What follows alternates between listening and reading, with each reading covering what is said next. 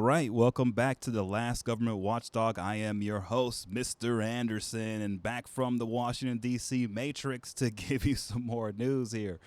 So, what are we looking at right now? It's weird, man. What's happening right now out of the Matrix in D.C. is amazing. Now, when I talk about the Matrix, which is D.C., what I'm talking about is not just the politicians, not just Congress. I'm talking about the media. I'm talking about all of the operatives. I'm talking about everyone there, the attorneys. The list goes on and on and on. Washington, D.C. is the Matrix. And so what's coming out today and what's happening today? Well, it's good to look at the influencers of different groups. So, for example, the Trump MAGA influencers. It's good to take a look at them because they can tell you where the party's headed, especially at pivotal points. And so we're at one of those pivotal points now. And if you look at the Trump MAGA influencers, they're all focused on stuff like making the Nazis look better. And you got people like Candace Owens out here attacking the Jews and saying that they're basically, they don't know, but they have been taken over by some type of weird cult, some kind of death cult. Like, so she's out there saying that she's attacking the French president. You've got Tucker Carlson bringing these historians on his show who are talking about the Nazis in ways that, you know, the only people who talk about the Nazis like that are Nazis. So you've got that. And then you've got Elon Musk using his Twitter platform to promote all of it, right? And so what's going on here? Why are these influencers on the right all of a sudden in the middle of a campaign now for president? Why are they all pushing pro-Nazi stuff, making the Nazis seem like they were kind of like nice guys? And why are they attacking the Jewish people all of a sudden and just going nuts out here over racial things, anti-DEI? Look at guys like Charlie Kirk, okay? Anti-DEI. You've got this guy, Charlie Gasparino, in the media, Fox News. He's got this book that just came out, Go Woke, Go Broke. And he's claiming that all the big companies like BlackRock and these guys know now that they went broke when they went woke. But it's like, wait a minute, they've broken records. Woke. If you look at all of the woke policies, Wall Street did go woke. And when they did, guess what happened? Broke records. So now, supposedly they're reversing course because they've gotten pressure from the Trump MAGA people. So they're no longer doing the DEI and other stuff. And so that's supposed to make them even richer. But the problem is now they're all saying there's going to be a recession now. So I'm wondering, are they going broke from being woke? Does being woke have anything to do with anything? And is this woke thing, what is it? Well, these guys like Charlie Kirk and these guys are pushing it out there. Charlie, he doesn't know apparently about the Tuskegee Airmen. He's the kind of guy, if you look at him in the past, oh, if I see a black pilot, I'll be scared. Really? I mean, this is what we got. So why are these guys on the right doing this? Why are they dipping so hard in this? Well, one of the things that may give us a clue, right? And this is what you want to do when you follow the money, right? Let's follow the money. That's the one surefire way to figure out what's happening in the Washington, D.C. matrix. Like, what's really going on and how does that matrix affect the rest of the world, right? So follow the money. What is the money saying? Well, you can look at the money now and with the Biden administration. And what are they doing? They're issuing new warnings for Russian interference in our election this November. They're issuing new sanctions. They just went after Maduro's private jet in the Dominican Republic. They just unearthed a $500 million cache of cocaine on the border of Venezuela. Big things are happening on the money side. And the reason why I say that is because think about it, okay? You've got our administration laying it out. Hey, the Russians are in full force. They're trying everything they can to get involved in our elections. They're trying to pull off another fast one. Okay. At the same time, you've got Russian ships in Cuba. If anybody believes that Vladimir Putin isn't trying to influence these elections, you are in la la land. Of course he is.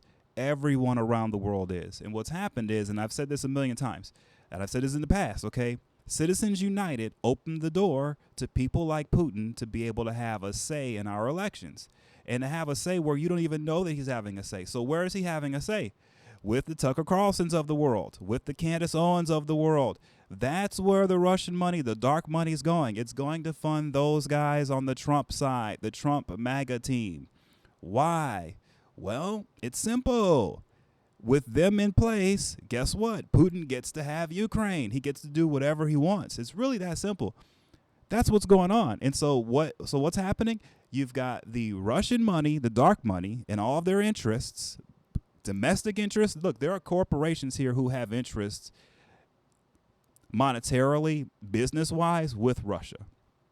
And so these businesses are a part of the dark money machine who are influencing our campaigns, who are involved in super PACs, or who are involved in influencers doing things like bringing on historians to talk about how great the Nazis were. They do things like fund X, investor money, to make it so that, hey, X is now really controlled by these guys overseas. This is how it works.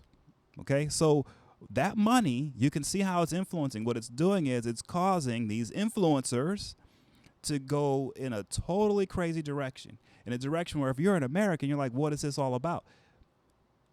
It's why it makes sense if you think about it. If you think about how these guys are going in anti-DEI, right? This anti-woke agenda, this anti-whatever stuff that they're doing, right? A lot of it's anti-American. They're doing it because the paymasters at the end, the real paymasters of this stuff, that's what they want to hear. Because at the end of the day, they're going to win no matter what, as long as we are damaged here in the United States. So what we're seeing is foreign dollars and foreign interests backed by domestic interests who make money off of those foreign dollars, right? Creating a situation where America gets hurt no matter what. So they're throwing everything against the wall, no matter how crazy it sounds. It's why Trump is the perfect candidate for these guys, because Trump will say and do whatever it takes. Now, with that said, you'll see that Trump is now trying to tack to the middle, and he's trying to claim that, oh, man, he might have actually lost the 2020 election, which is big problems for these guys. Because remember, January 6th happened because Trump claimed that this election was stolen. All of his supporters are out here doing all this stuff because they believe that the election system is rigged in America. So for Trump to backtrack on that, what he's basically saying is all these guys who went to jail on January 6th, actually, they got tricked. The election wasn't stolen. Trump was lying. So that's where Trump is going on this thing. And so while he's going there, you've got his influencers, you've got people like Elon Musk pushing out this wild stuff. Elections, like, for example, Elon Musk, he continues to push that elections are going to be stolen if we don't go to paper ballots and identification. He goes on and on and on. This stuff, I'm telling you, it's all, when you go back into it and you look at the money, look at the dollars, this stuff is foreign. It's what foreigners want. It's why they don't care how many Americans get mad at them. How many Americans say, hey, man, that's bad what you're doing, Tucker. You shouldn't be bringing on this guy to make the Nazis look good. He doesn't care, because his real audience are the people that are paying him, and the people who are that are paying him, they kind of like the Nazis at the end of the day. There are people like that out here.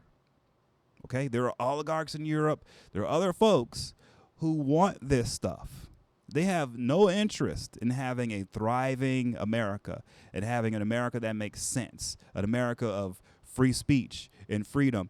They don't have any interest in that. They want an America that's asleep at the wheel so that they can go around the world and plunder it and loot it. Because we've got the biggest guns, okay? If we come into any area like we're doing right now in the Caribbean, when we come down in Venezuela, look what happens. And by the way, let me say this. The reason why we're coming down on Venezuela and we're even able to is because one man is gone, Senator Bob Menendez. That guy clearly single-handedly kept dictators in place like Maduro. Now that he's gone, look what happens. Everything begins to collapse. Isn't that interesting? Isn't that interesting? And by the way, when they got Maduro's private jet in the Dominican Republic, that's a big deal because the Dominican Republic is Bob Menendez's stomping ground. He almost controlled that country single-handedly by himself for a long time, okay? So now that he's no longer in power, guess what happens? Their government can now work with us to do things like take Maduro's jet. That couldn't happen when Menendez was the head of the Foreign Relations Committee. He would never let it happen. So you can see, from my perspective at least, see, I've been working on these things for a long time, for over a decade. So I can kind of see how a guy like Menendez could be viewed as, oh, he's this strong guy for freedom, but in actuality, he wasn't. That was all words. It was fake. In reality, Menendez was working behind the scenes to make sure that dictators like the Castro brothers could stay in power. That's what his policies were all about. And he single-handedly was running our policies here in the United States for a few decades. If you go back and look at the reporting, presidents, White Houses relied on Bob Menendez and whatever he said when it came to Cuba and Venezuela. So now that he's gone, we're now seeing movement. And what's funny is we're seeing movement at the same time that you've got these Russian ships in Cuba. So what was Bob Menendez really all about? What was that about? Now, I am co-writing the book with my co-author, Isabel Vincent, okay? Gold Bar Bob, and I get deep into this. So this is sort of a little teaser, but it plugs into what's happening today because when you have a situation where so just so you know, our military has been training the Guyanese military in jungle warfare now, going back a few years. A few press releases went out, but we've been doing that. And so when you see a thing like us work with the nation of Guyana and we seize over $500 million worth of cocaine right there on the border of Venezuela, the day after we seize Maduro's private jet in the Dominican Republic, that's us doing work, straight work. And obviously, the work we're doing, eliminating the drugs and stuff, that's work that the Russians want to have continue. That's why they have their ships in Cuba.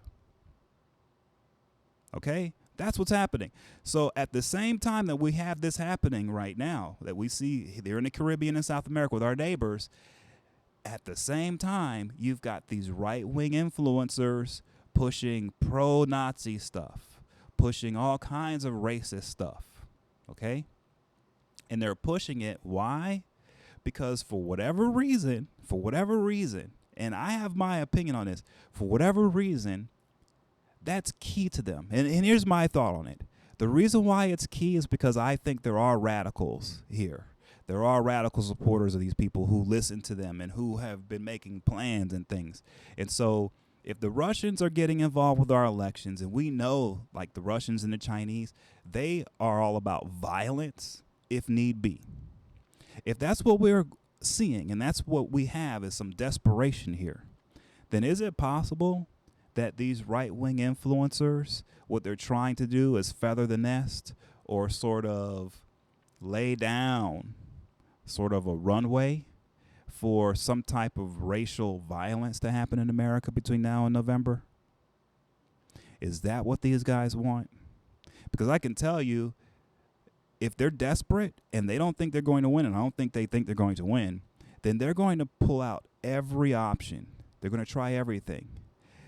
This to me, so if you want to go into the Matrix theme here, if you want to think about it, what's happening here is the influencers are paving the road for something violent to happen here that they can pounce on and take advantage of, and probably will go up in the lane of stolen election stuff, where Elon Musk and Twitter will play off of that.